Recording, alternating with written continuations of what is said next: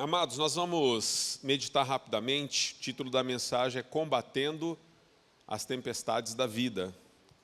Amém? Combatendo as Tempestades da Vida. Eu quero que você abra em Atos capítulo 27, verso 18 a 22. Nós vamos começar por aí. No dia seguinte, sendo violentamente castigados pela tempestade, começaram a lançar fora a carga. No terceiro dia, lançaram fora com as próprias mãos a armação do navio, não aparecendo nem sol nem estrelas por muitos dias e continuando a abater-se sobre nós grande tempestade, finalmente perdemos toda a esperança de salvamento.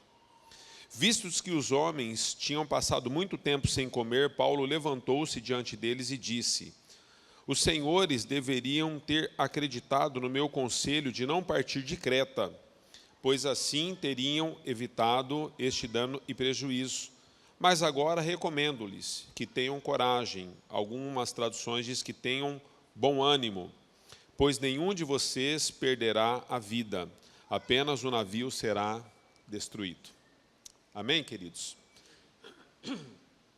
Eu quero falar um pouquinho com você a respeito das tempestades que nós enfrentamos nos nossos dias que vivemos, porque muitos de nós lutamos com muitas coisas, né? As tempestades que nós, às vezes, enfrentamos, nem sempre são literais, como a de Paulo aqui, que está dentro de um navio, de fato, de verdade, enfrentando uma grande tempestade, o furor do mar, e dos ventos e da chuva, mas nós enfrentamos muitas tempestades na vida. Com certeza, eu e você já passamos por situações das quais, não fosse a graça e o favor de Deus, nós não teríamos concluído o trajeto, não teríamos chegado. Alguns de vocês, às vezes até na minha casa, nós ainda estamos em meio a algumas tempestades. Existem tempestades que se levantam na sua vida e às vezes elas duram anos a fio. Às vezes uma situação daquela que eu e você não conseguimos, mesmo com todos os recursos que temos, mesmo com todos os contatos que temos, com toda a graça que temos, nós não conseguimos. Às vezes são tempestades que nos alcançam e aparentemente, né, o que dá a entender é que elas chegaram para ficar.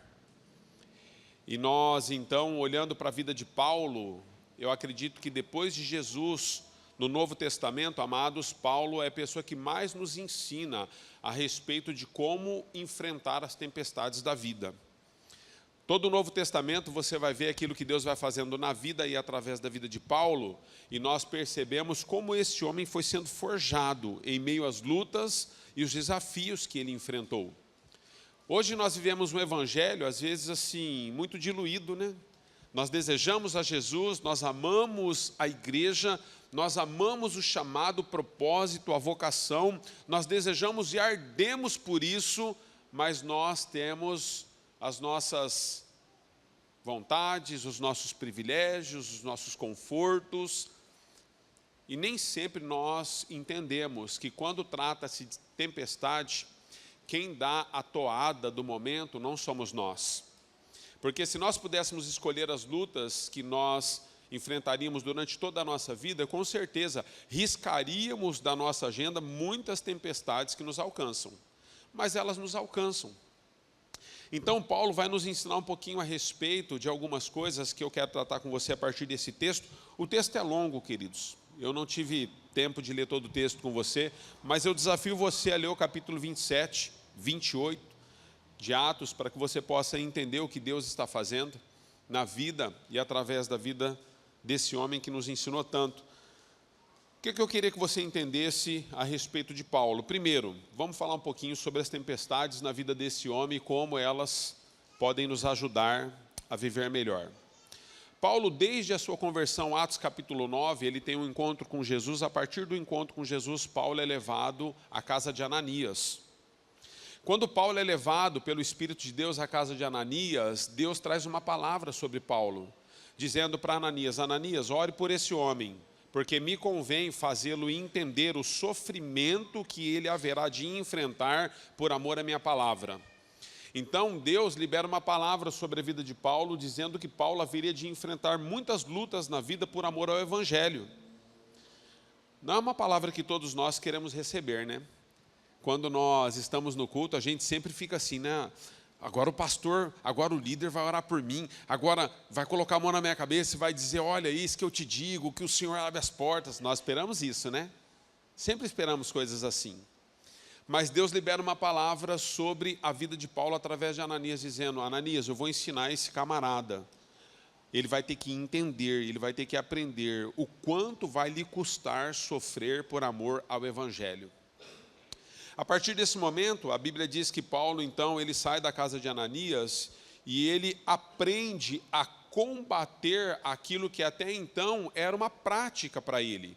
Ele era perseguidor do Evangelho e agora ele aprende em Deus, em Cristo, pela conversão, a combater esse tipo de heresia. Pessoas que por conta da religião perseguem o Evangelho de Jesus Cristo, perseguem o caminho. Paulo, que agora vivia até então perseguindo o caminho, ele passa a anunciar o caminho. E ele passa a ministrar a respeito do caminho. E aqui, para nós, parece tudo muito simples, queridos. Mas Paulo, ele havia desenvolvido toda a sua história de religião, de vida, de aprendizagem, tudo aquilo que ele havia angariado ao longo dos anos, ele tinha uma estrutura de vida da qual agora ele se posiciona de maneira 100% em oposição ao que ele estava fazendo até então. Paulo começa a entender que a vida traria para ele algumas tempestades por conta do Evangelho. Nesse momento, a Bíblia diz que Paulo, então, trazendo essa nova ideia, esse novo movimento, essa nova pregação, essa nova palavra, Jesus, o caminho, a Bíblia diz que os judeus em Jerusalém ficam preocupados com Paulo. E Paulo, então, deseja ir para Jerusalém. E quando Paulo quer ir para Jerusalém, ele, então, no capítulo 21 de Atos, você vai ver que ele, então, é exortado pelo Senhor a respeito de mais uma situação da sua própria vida, pelo amor a Cristo. Deus levanta um profeta chamado Ágabo. E ele pega um cinto nas mãos, mesmo não sabendo quem era o proprietário daquele cinto. A Bíblia diz que ele traz uma palavra sobre o dono daquele cinto. Ele está com um cinto na mão e ele diz, olha, eu não sei quem é o dono desse cinto, mas Deus manda eu dizer para o dono desse cinto que ele sofrerá muitos açoites e prisões por conta do Evangelho. A Bíblia diz que os discípulos de Paulo, então, já caminhando com Paulo agora, diz para ele, cara, não desce para Jerusalém. Você não acabou de ouvir o profeta dizendo aí que o dono desse cinto, que no caso é você, ao descer por Jerusalém vai sofrer açoites e cadeias? Paulo então assume a sua posição e ele diz, olha, é para isso que eu vim, para viver para Cristo. Porque o perder para mim agora, todas as coisas que eu conquistei até hoje, para mim nada mais importa. Importa que Ele seja exaltado sobre todas as coisas. E tudo aquilo que Ele confiou nas minhas mãos, eu desejo cumprir cabalmente o propósito pelo qual Ele me levantou. E Paulo conversa com a galera e fala, eu vou para Jerusalém. E quando Paulo chega em Jerusalém, queridos, a Bíblia diz que os irmãos de Jerusalém que já estavam ouvindo a respeito do caminho, os irmãos dizem para Paulo, olha Paulo, deixa eu dizer algo para você. Aqui é o seguinte, a cultura é judaica. Então, procure se ater, eu sei que você está pregando sobre o caminho, mas procure se ater com os seus ensinos dentro da questão judaizante, para que você tenha menos problema. Paulo falou, eu vou tentar. Só que a Bíblia diz que Paulo, ele teve até uma postura, né, de quem estava de fato tentando tocar a vida dos judeus e estar dentro daquele contexto, mas a Bíblia diz que a fala de Paulo o condenava e o entregava a respeito de que Jesus era o caminho. Então, os homens em Jerusalém tentam pegar Paulo, os seus discípulos novamente, aqueles que estavam caminhando com ele, colocam ele no cesto, tiram ele de Jerusalém. Falou, rapaz, o povo vai te matar, você precisa sair daqui. Tempestades, queridos.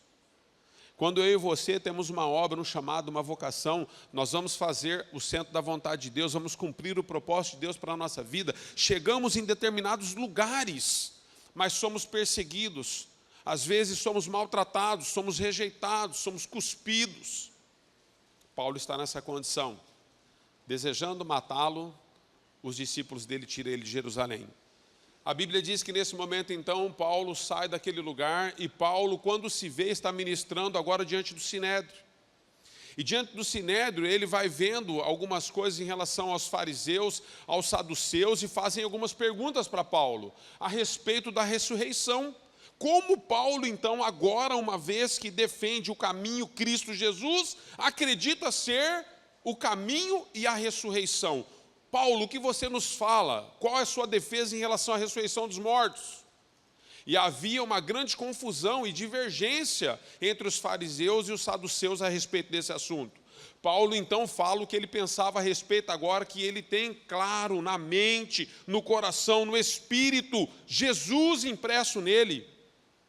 Então, ele ganha um grande problema, vai para o Sinédrio. E o Sinédrio, então, quer julgar Paulo pelo que ele falou e pelo que ele está defendendo, Cristo Jesus. A Bíblia diz que Paulo, então, nesse momento, ele faz uma autodefesa. E ele diz, olha, vocês não podem fazer isso comigo, porque eu tenho dupla cidadania. Eu não sou só um homem judeu, eu também sou um homem romano. Então, eu preciso agora colocar aquilo que Deus tem para a minha vida. Eu desejo ir a César. E a Bíblia diz então que Paulo, porque é um cidadão de dupla cidadania, ele consegue em apelo estar indo para diante de César, para que César pudesse julgá-lo. A ideia de Deus, pelos sofrimentos e as tempestades da vida de Paulo, era levá-lo aos romanos, para que ele pudesse ministrar em Roma. E isso está acontecendo de maneira veementemente. Deus está fazendo tudo. Os irmãos estão entendendo que eu estou reduzindo tudo, né, irmãos? Só para a gente compreender a trajetória, porque eu quero falar sobre tempestades na vida de uma pessoa que creu. Paulo agora vai aos romanos e diante de César, Paulo então, ele faz a sua própria defesa, porque ele não tinha ninguém junto com ele. Nesse momento, queridos, Paulo começa a arrumar um grande problema com a religião da sua época. E é nesse contexto, então, que Paulo precisa fazer algumas outras viagens, porque Paulo vai de prisão em prisão, de açoite em açoite, de tempestades em tempestades, de lutas em lutas. E aqui em Atos capítulo 27, a Bíblia diz que em meio a uma dessas viagens, onde Paulo está indo para Roma, novamente ele é visitado pelo Espírito de Deus, e o Espírito de Deus diz para ele, olha, não tema essa viagem, filho. Sabe por que você não deve temer? Porque eu tenho propósitos com você nela. E o meu propósito em relação às tempestades que você haverá de enfrentar na vida é para que o resultado final de tudo, Cristo prevaleça como Salvador e Senhor sobre aqueles que ainda não creram. Paulo recebe uma palavra. E dentro dessa palavra e dessa perspectiva, ele se posiciona no Senhor de como ele deve viver e fazer. Deixa eu dizer para ti algo, eu quero falar alguns aspectos a respeito dessas tempestades que Paulo foi enfrentando. E a primeira coisa que eu quero que você entenda, por que Paulo era tão diferente de muitos outros da sua época? Por que será que ainda existem Paulos no nosso meio, nos nossos dias? Homens e mulheres que, uma vez alcançados por Cristo Jesus, tendo seus nomes escritos no livro da vida, quando o Evangelho de fato os alcançou e os abraçou, eles se tornam pessoas imparáveis. A primeira questão que eu quero que você entenda é que pessoas assim, elas não se movem por aquilo que é externo. Paulo está de situação em situação, de perseguição em perseguição, de sofrimento em sofrimento, mas Paulo tem uma visão daquilo que foi colocado no seu interior. Em Atos capítulo 9, quando então Jesus o encontra, Jesus muda toda a sua sorte, a sua realidade de dentro para fora. O problema dos nossos dias, igreja, é que nós abraçamos uma religião tentando nos moldar de fora para dentro. Tentamos, às vezes, mudar o nosso linguajar, tentamos mudar a nossa roupa, tentamos mudar os aspectos dos quais, às vezes, nós tínhamos como comum. Agora a gente passa a ter uma linguagem diferente, a gente passa a ter uma postura, às vezes, de convívio diferente, mudamos alguns relacionamentos, trocamos, às vezes, os caminhos e os lugares que nós andávamos e frequentávamos, trocamos por coisas que acreditamos dentro do Evangelho ser melhor, mas nós não mudamos dentro. Porque nós não entendemos que as tempestades da vida, elas também têm como propósito para mim e para você, cumprir não somente aquilo que nós fomos levantados para ser na vida de outros, mas também tem propósito de nos mudar naquilo que somos. As tempestades da vida, elas são pedagógicas para mim e para você. Paulo foi enfrentando muitas coisas e em meio a cada um dos seus enfrentamentos, Deus foi confirmando cada vez mais quem ele era na sua identidade, o porquê que Deus o havia separado, o porquê que ele carregava o que carregava e onde Deus queria e desejava levá-lo. Eu não sei se você já passou por momentos assim na vida, onde existem lutas e tempestades que te alcançaram e você não consegue entender o porquê que você está fazendo e está passando por aquilo tudo. Você já se fez algumas perguntas assim? Cara, eu não entendo. Aí você já fez alguma afirmação assim? Eu sou bom. Eu sou boa. Eu sou legal. Eu não fumo, eu não bebo, eu não roubo. Eu nunca matei ninguém. Já se viu assim? Aí você fala, eu não entendo, o que está acontecendo?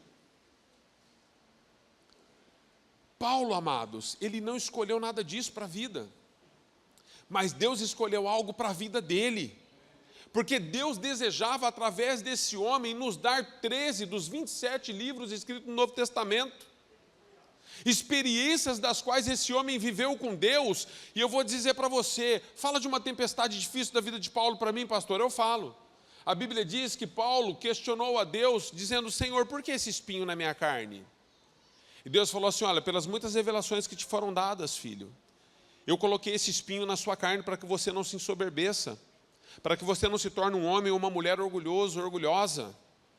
Porque há muita revelação que nós temos de Deus, traz também conosco responsabilidades em meio aos processos de tempestades na vida. Deus está fazendo algo, queridos. E nós precisamos entender isso. Tempestades na vida, elas são pedagógicas na igreja, no cristão, nas famílias, no reino. Não existe reino sem governo. E quem governa esse reino, chamado evangelho, chamado igreja, chamado filhos de Deus, é o próprio Pai, é o próprio Deus. Nós não podemos nos impor a Deus, reivindicando que, Senhor, eu não aceito isso, eu não aceito aquilo. Não podemos. Deus, de alguma forma, uns passam por lutas maiores, outros por lutas menores, tempestades, às vezes, que iniciam e já se acabam, outros passam por outras tempestades que não conseguem ver o fim. Quando você lê o texto, eu pulei, mas aqui foram 14 dias de escuridão. Eles estavam com um navio à deriva, queridos, à deriva. Por 14 dias não fez sol, e por 14 dias eles não viram a luz do sol, era só chuva, vento e tempestade, 14 dias. Parece simples, né? Eu fui pescar aqui em Epitácio, queridos. Estava eu na plataforma lá. A hora que começou a ficar bom, veio um vento sul. Medeiros estava comigo, lembra Medeiros? Medeiros, Deus podia ter levado Medeiros aquele dia, porque ele pediu perdão até pelos pecados da quarta geração dele. Ele falou, Senhor, eu já estou pedindo perdão pelos que eu fiz, pelo que eu estou fazendo, pelo que meus netos farão. E começou a clamar o sangue, eu falei, tá crente? E foi 20 minutos de tempestade, né, Medeiros? Foi o suficiente para a gente purificar a alma, né? Esses meninos ficaram 14 dias sem ver a luz do sol. Pastor, onde o senhor quer chegar? Amados, eu quero dizer algo para vocês. Existem algumas tempestades da vida que elas não vão passar. Então você precisa aprender como conviver com elas. Pastor, onde o senhor quer chegar? Um filho deficiente. Acho que é fácil, querido? Só quem tem dentro de casa sabe o que é. Uma pessoa com câncer. Uma pessoa que sofreu um derrame.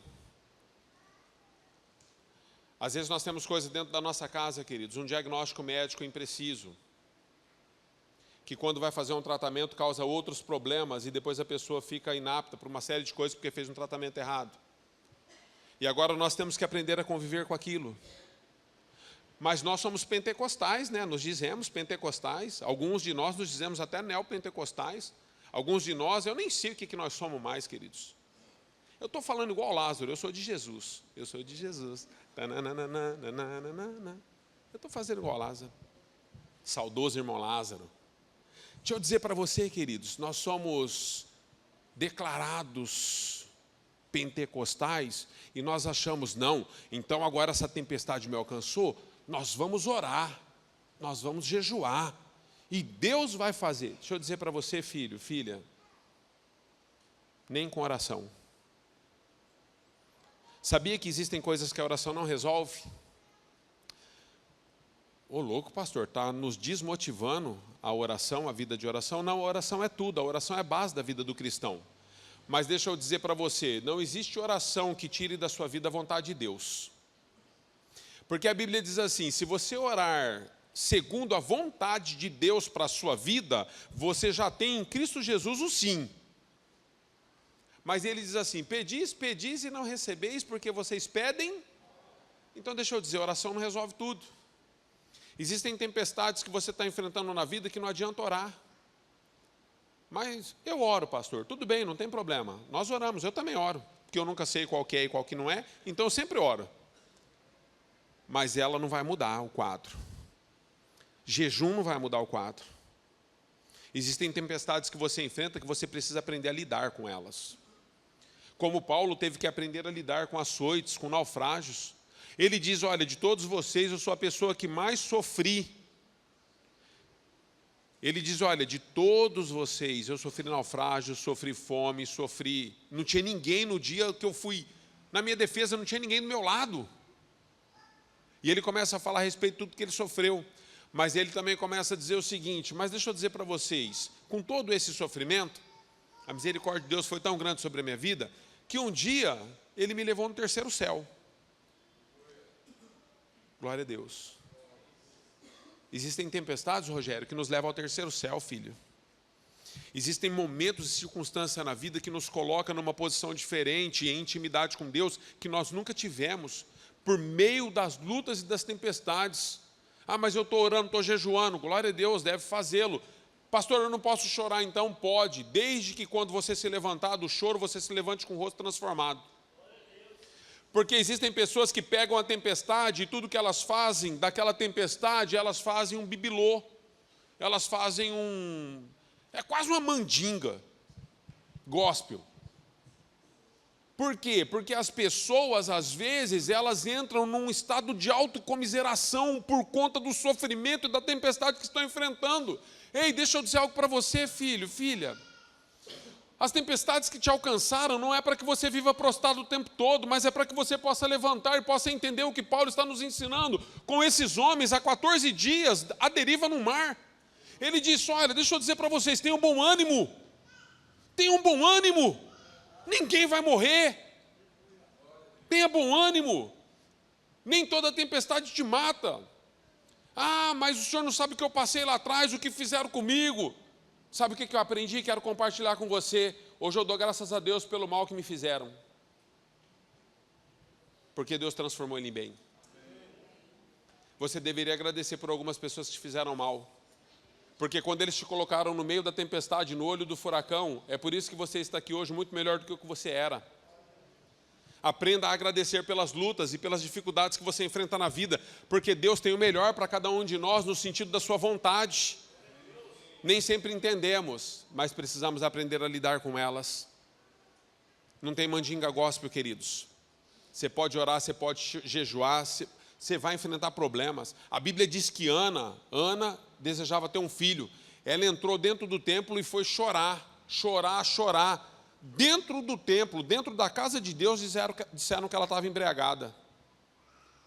Você vai encontrar oposição até dentro da casa de Deus. Às vezes você vai estar enfrentando alguma coisa, as pessoas vão dizer para você, vão dizer para os outros, dá atenção não.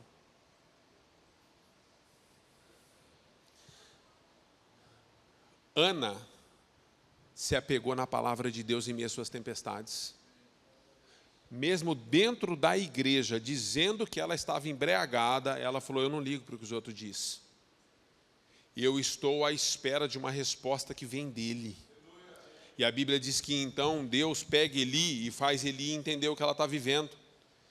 E Deus usa da palavra para dizer para aquela mulher, é um filho que você deseja, é um filho que você vai ter.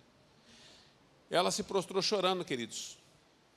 No meio da tempestade mais difícil da sua época, do seu período, da sua vida, da sua família, uma mulher estéril, na cultura judaica não tem valor algum. Mulher já não tinha valor, estéril então nem se fala, esterco do esterco.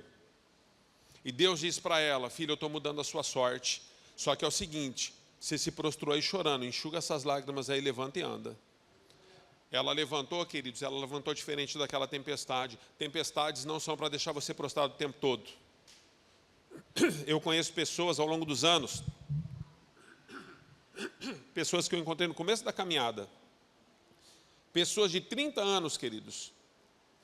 Pastor, é verdade? Isso é verdade, amado. Sexta-feira agora eu estava conversando, atendendo uma pessoa, e depois atendendo essa pessoa, fui me despedir ali fora da pessoa, e passou uma pessoa, um outro, que nós somos no mesmo período de conversão. Nós temos 29 anos de conversão, nos convertemos no mesmo período. A pessoa, há 29 anos atrás, é a mesma coisa que hoje. Um dia ela está no céu, no outro dia ela está no inferno. Um dia ela está no céu, outro dia ela está no inferno. Um dia ela está no céu, outro dia ela está no inferno. Pastor, o senhor é melhor do que ela? Não, não sou. Mas eu aprendi ao longo dos anos que as tempestades da vida, elas foram para promover a vontade de Deus na minha vida.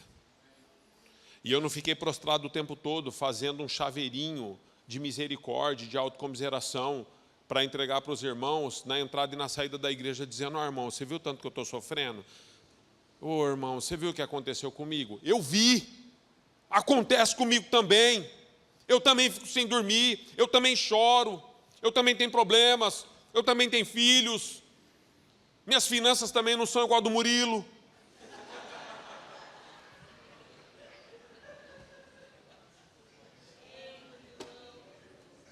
Fala, Deus.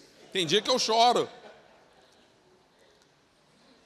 Tem dia que eu quero comer x, tudo tem que comer cachorro quente.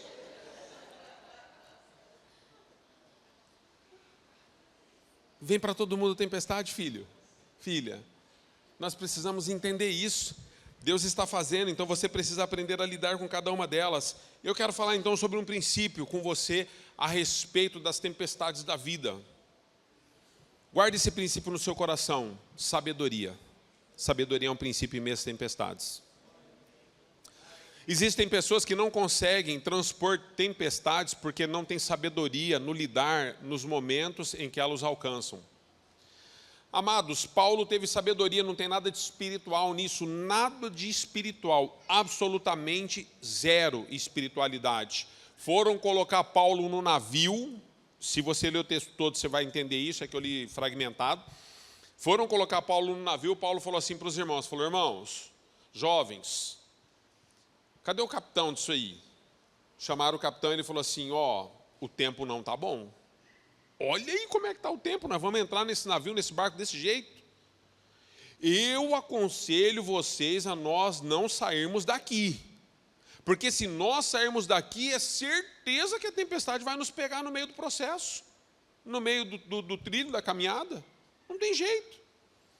Paulo teve sabedoria, queridos. Deus deu sabedoria a ele para entender que o tempo não estava bom para peixe. Falou, cara, você vai entrar nisso aí, vai dar problema, você vai perder o navio, vai perder tudo. Olha se vocês não perderem a própria vida. Então ele chama todo mundo, mas Paulo era um prisioneiro, né, queridos? E você acha que o capitão ia dar voz e ouvido a um prisioneiro? Não deu. Quebraram a cara. Então deixa eu dizer para você, existem guerras e batalhas na minha vida hoje, com 29 anos caminhando com Cristo, que eu não entro mais. Eu olho para o tempo. Aí eu falo, rapaz, não vou entrar nisso aí não. Esse irmão vai me dar problema. Essa irmã vai me dar problema. Giovana sabe, eu falei, ixi, amor, tá nebuloso isso aí, hein? Não vou entrar nisso aí não. Ela falou, não, a tempestade dá pura, dá braba. Não entra não, amor. Não entra não, você ajuda de um profissional. Vai quebrar a cara. Paulo está dizendo, nós vamos entrar nisso aí. Filho, você precisa ter sabedoria em meio às tempestades da vida. Não entre em confusões desnecessárias. Você precisa de fato se posicionar. Se existe algo que é entre você e Deus, é entre você e Deus, é entre você e o seu marido, você e sua esposa, é entre você e seus filhos, é isso aí. Não envolva outras pessoas, porque você vai acabar trazendo pessoas que no final de tudo vão ser um peso para você. E existem pessoas que você consegue jogar do barco, mas existem pessoas que você não consegue tirá-las do barco.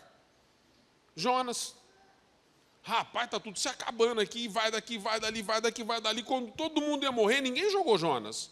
Ele que falou, cara, vocês precisam me jogar.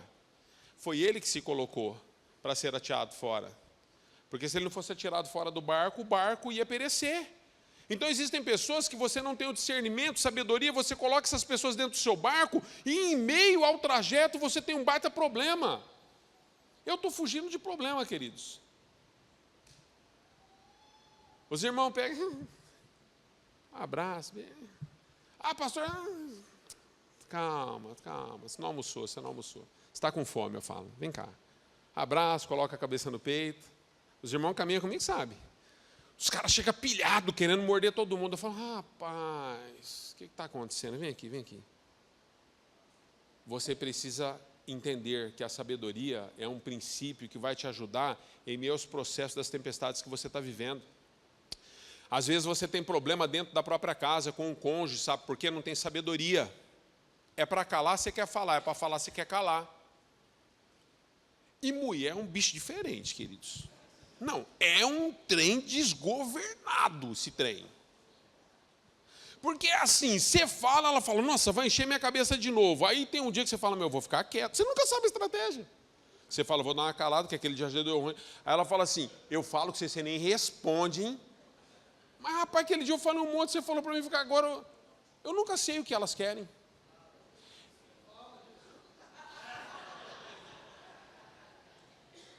Nós precisamos entender, queridos, precisamos pedir para Deus, Deus, me dá sabedoria para lidar com o meu cônjuge, me dá sabedoria para lidar com os meus filhos, me dá sabedoria para lidar com as tempestades da vida, porque eu preciso ter sabedoria no processo, eu preciso entender quando eu fico e quando eu vou, quando... Quantos estão entendendo, queridos? Está sendo claro para você? Tempestades da vida, você precisa aprender isso aí, mesmo que você às vezes não tenha voz em todos os momentos, mas você precisa entender, olha, sabedoria é a linguagem dos grandes, é a linguagem dos reis. Sabia disso? Sabedoria não é para qualquer pessoa, embora ela está à disposição para todo mundo, mas nem todo mundo desfruta dela. Já pegou pessoas não sábias? Pensa em pessoas que dão trabalho, são pessoas que falta sabedoria nelas. Porque a falta de sabedoria traz imaturidade, queridos. E na imaturidade nós causamos muitos problemas e dores. Então, quando eu e você entendemos que sabedoria é uma linguagem dos grandes e dos reis, nós lidamos diferente com as coisas. Vou te dar um exemplo. A oração, ela não resolve tudo, mas ela inicia muita coisa na nossa vida. A Bíblia diz que Deus levanta filho de Davi chamado Salomão. Ele faz uma oração. Na oração ele fala, Senhor, me dê sabedoria para lidar e conduzir o teu povo. Salomão, irmão, ele faz uma única oração. Ele não faz 500 orações. Deus deu sabedoria a ele. Todas as demais tomadas de decisões de Salomão durante os seus 40 anos de governo foi em base na sabedoria que ele carregava. Você não vê Salomão orando todo momento para tomar decisões, porque se assim o fosse, não tinha tido 1000 mulheres. Porque se ele tivesse orado um pouquinho mais, ele estava menos carnal. Rapaz, eu fico pensando, o cara teve 1000 mulheres, 700 mulheres e 300 concubinas. E tem 1000 sogra? Não, porque assim, eu dei sorte, né, irmãos? Que a minha é uma bênção, né? A Giovana também deu sorte, que a dela é uma bênção. Mas isso aí é 1 em 1000.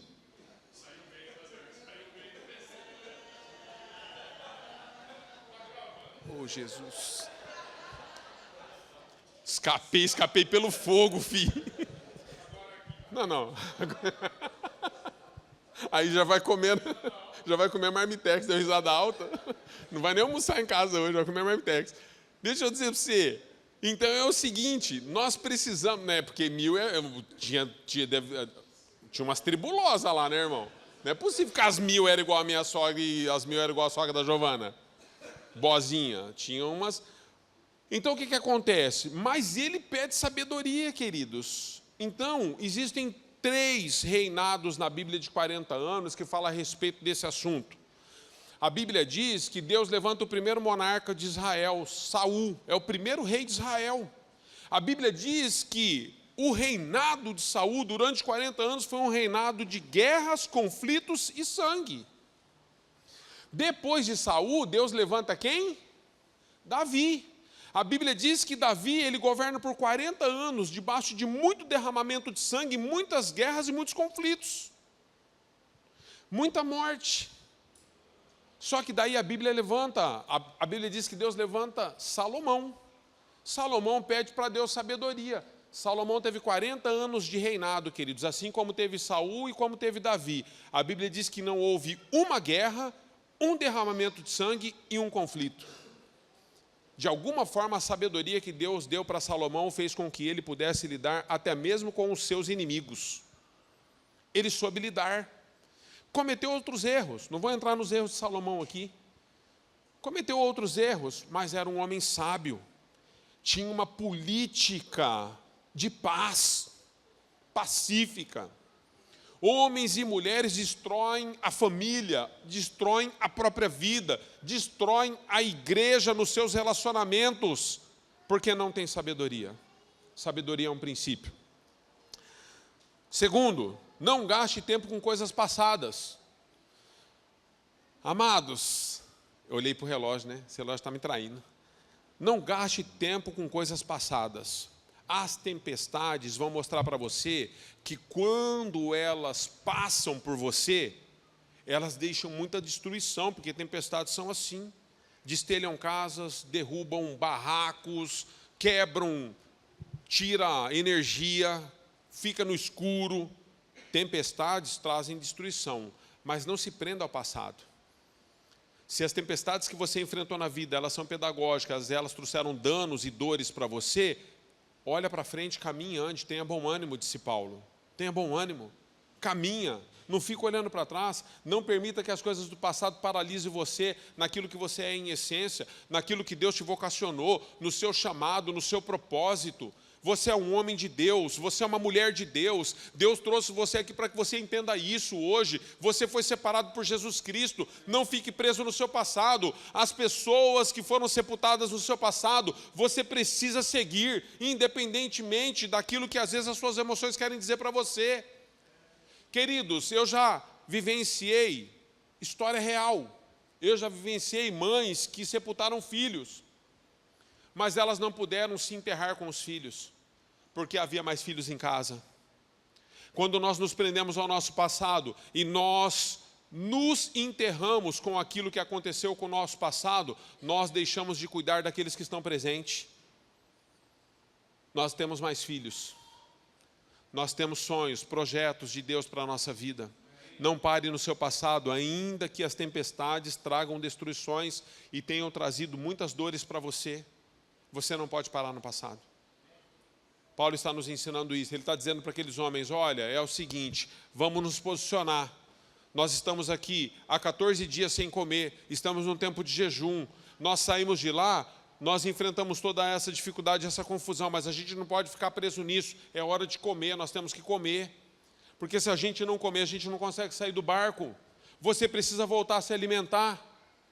Faz quanto tempo que você não se alimenta da palavra de Deus porque você foi ferido pela igreja? Faz quanto tempo que você não se alimenta das coisas de Deus porque você teve uma decepção no ministério? Faz quanto tempo que você não se alimenta das coisas de Deus porque alguma coisa aconteceu na sua vida pessoal e Deus, na sua percepção, naquele momento não estava do seu lado e isso te feriu tanto que hoje você parou e paralisou?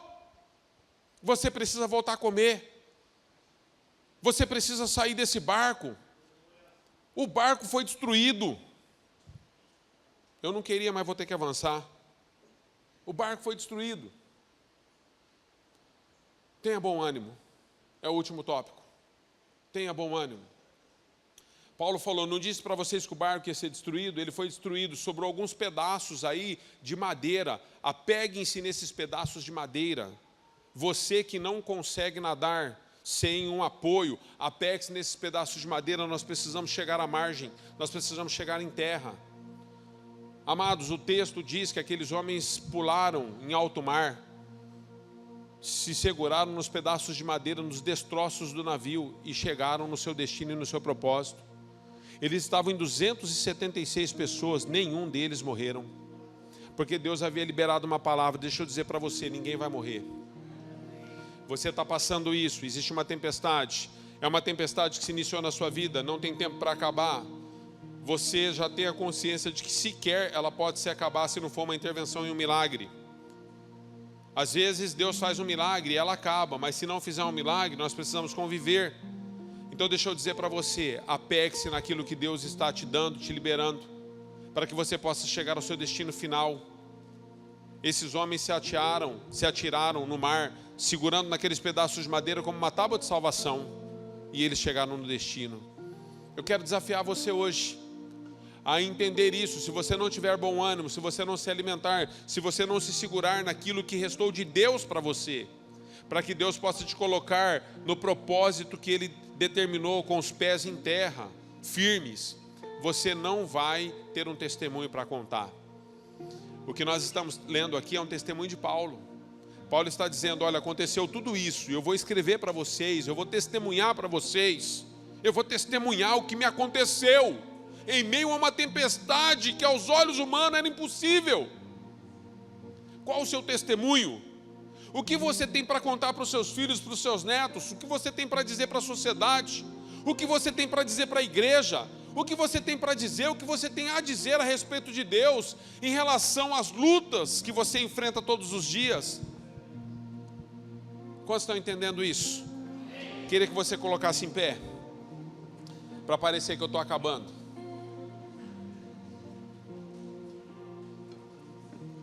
Eu queria liberar os pais para buscar as crianças no Kids, para a gente participar da ceia.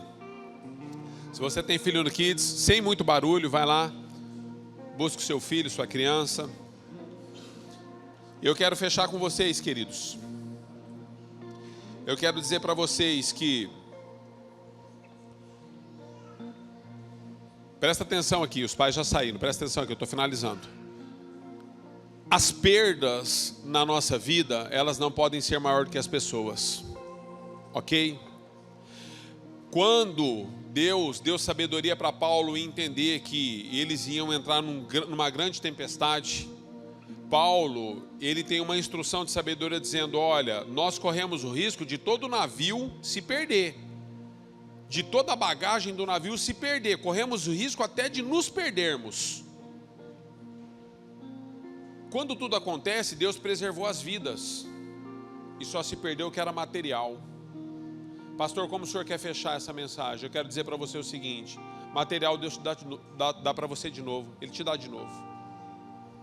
Não importa o que você perdeu, você precisa ter a sua vida nas mãos dEle. Não valorize mais as coisas do que a vida. Pastor, é profundo isso que você está dizendo? É muito, é muito. Deixa eu dizer para você, às vezes eu vejo famílias entrando em causas e questões por conta de coisas materiais, esquecendo os vínculos familiares.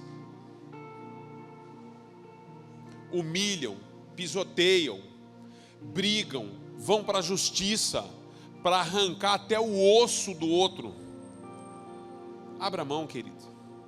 Valorize a pessoa. Valorize o que Deus colocou do seu lado para caminhar com você esse tempo. Às vezes eu vejo pessoas que saíram de uma tempestade, tudo já foi destruído, mas hoje elas fazem hoje elas fazem questão de ficar apontando e humilhando as pessoas. Preserve as pessoas. A estrutura já foi destruída, solta essa estrutura, se apegue no que Deus tem para você, mas preserve as pessoas. Não fale mal de ninguém. Não denuncie pessoas que colocaram comida no seu prato, que você comeu na mesa delas. Não faça isso. Nesse momento cabe a oração. Se você tem alguma coisa, vai orar. Deixa Deus fazer. Não compete a você. Se existe alguma coisa que você está desconfortável, a Bíblia diz assim, minha vingança, diz o Senhor. Não toque em pessoas. Elas não são suas. As estruturas se foram, preserve as pessoas. Quantos recebem essa palavra? Quantos entendem? Que Deus possa te abençoar. Nós vamos ter um momento de ceia.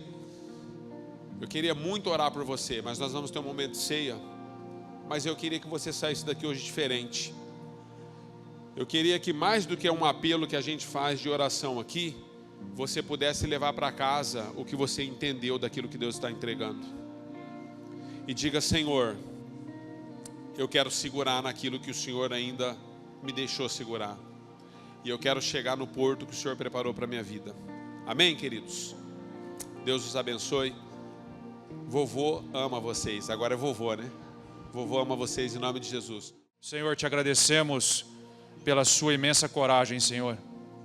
Te agradecemos porque o Senhor enfrentou a tempestade, as tempestades de Deus em nosso favor. O Senhor entrou no mar da ira de Deus para nos tirar de lá, Senhor. Nós te agradecemos por isso. Estamos aqui diante do pão que é teu corpo, diante do vinho que é teu sangue, derramado e partido em nosso favor. Obrigado, Jesus, que esse pão e esse vinho seja a tua força em nós, para que nós possamos também atravessar as nossas tempestades. É assim que nós oramos. Te agradecemos por tudo, em nome de Jesus. Amém.